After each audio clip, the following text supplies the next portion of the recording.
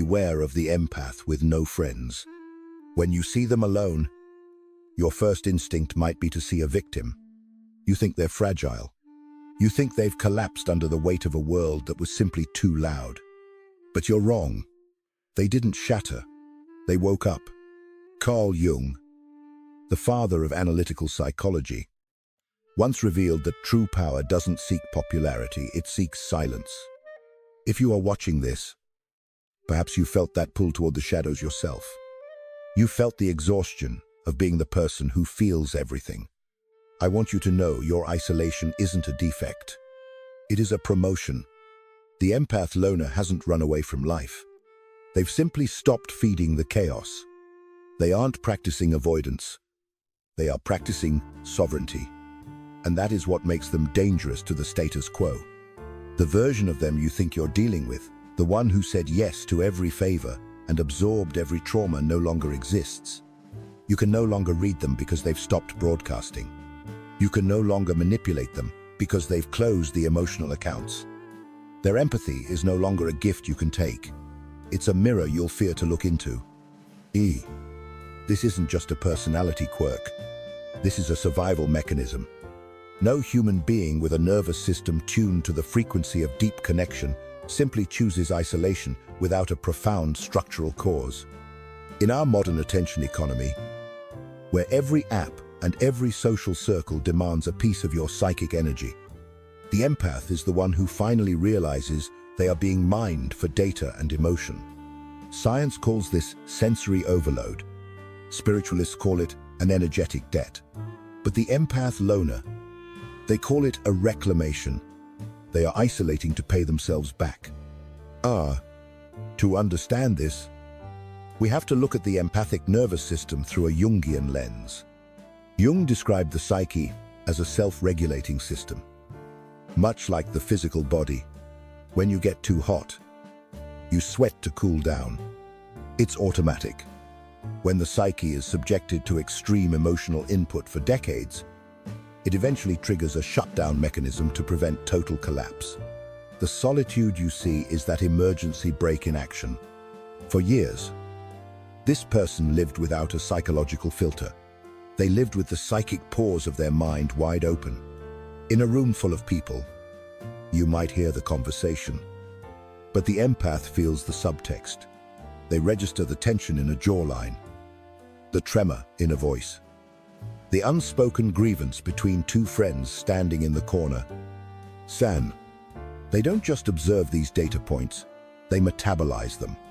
Their internal system runs a constant, invisible marathon of emotional processing. Jung spoke of participation mystique, a primitive state where a person cannot distinguish themselves from the objects or people around them. The empath lived in a modern version of this. They were constantly merging, constantly carrying, but a motor cannot run at maximum capacity forever. Most people walk into a crowded room and sense a heavy atmosphere. They shake it off in 5 minutes.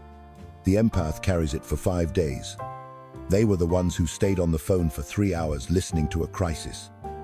Not out of desire, but because they physically felt the other person's anxiety and needed to resolve it just to feel peace in their own skin.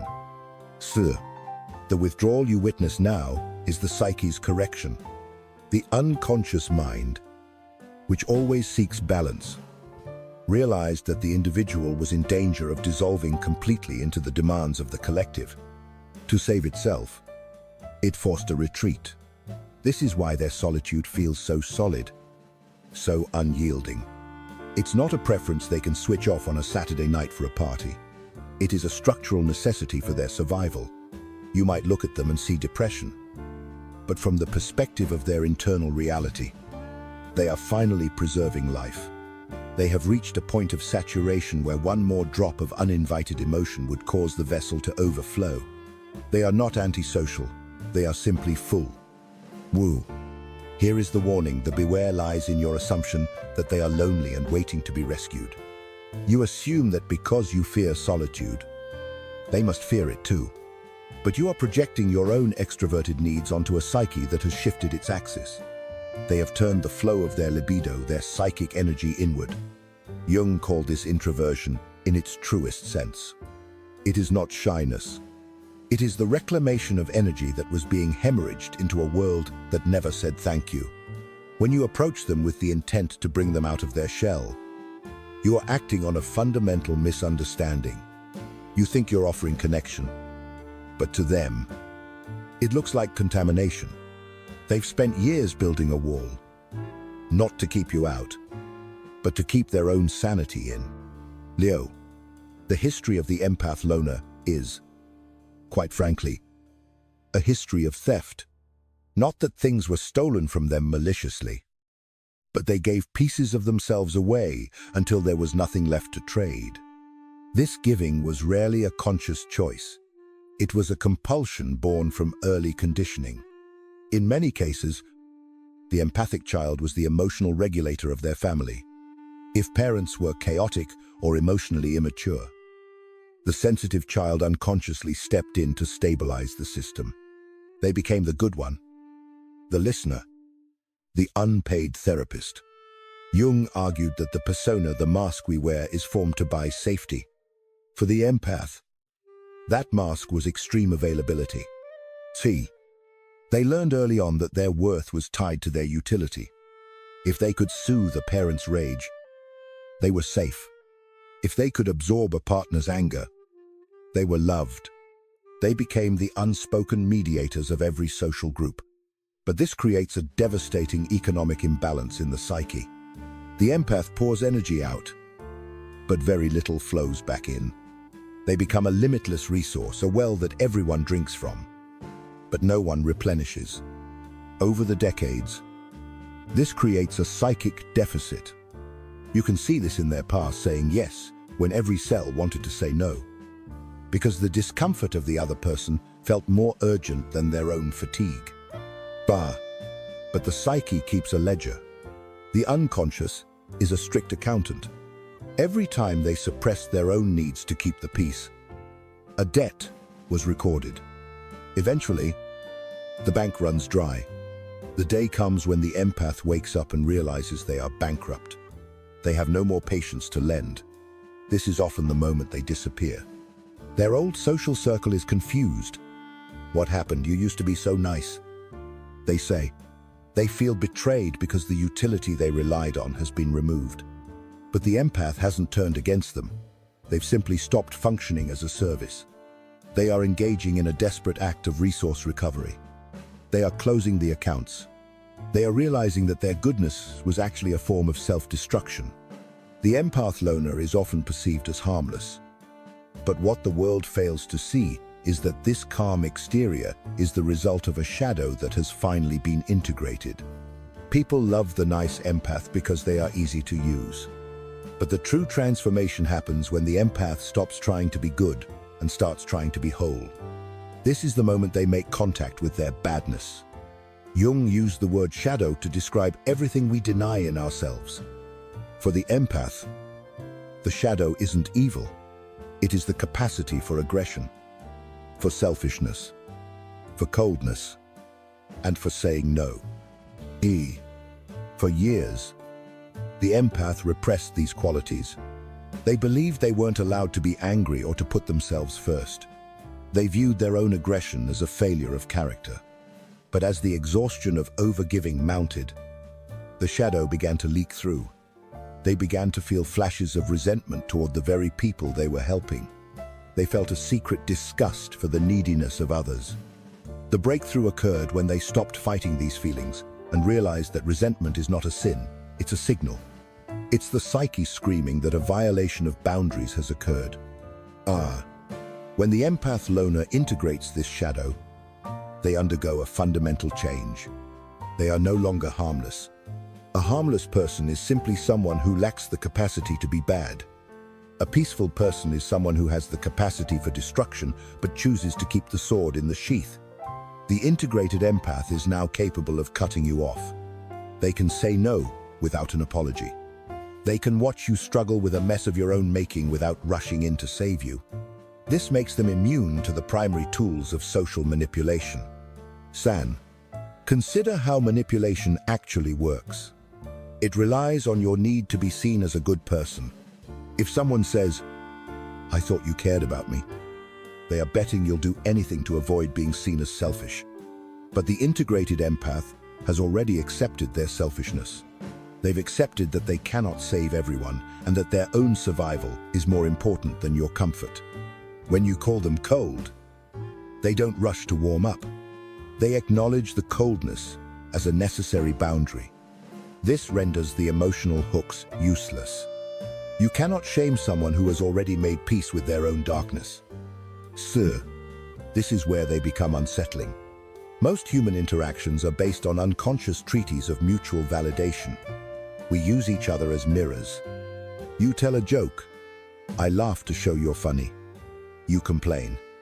I nod to validate your victimhood. Jung called this participation mystique, a game of reflections. But the empath loner has stopped being a mirror. When you stand before them, they do not automatically reflect your self-image back to you. They don't laugh if it's not funny. They don't offer sympathy for self-inflicted wounds. They simply watch. Woo. This neutrality feels like an attack on a person addicted to validation. The discomfort you feel in their presence is the terror of the void. We rely on the social grease of fake politeness to cover the reality of our separation. The empath loner refuses to apply the grease. They let the friction exist. They let the silence stretch until it becomes heavy. If you are insecure, you will perceive their silence as arrogance. If you are carrying hidden guilt, you will feel they are condemning you. You aren't seeing the empath. You are seeing your own shadow reflected in the stillness of their face. Leo, this leads to a rigorous, almost cold, cost-benefit analysis of connection. The empath psyche is a pattern recognition machine. For them, the data set of the last 20 years is consistent. Connection equals depletion. If you touched a stove 100 times and it burned you every time, you'd stop touching it. The empath has learned that the vast majority of social interactions result in a net loss of energy. In our hyper-connected world, where friends are often just people who extract dopamine and validation from one another, the empath has declared a trade embargo. They treat their psychic energy with extreme frugality. When they look at a potential friendship, they don't just see fun. They calculate the maintenance cost.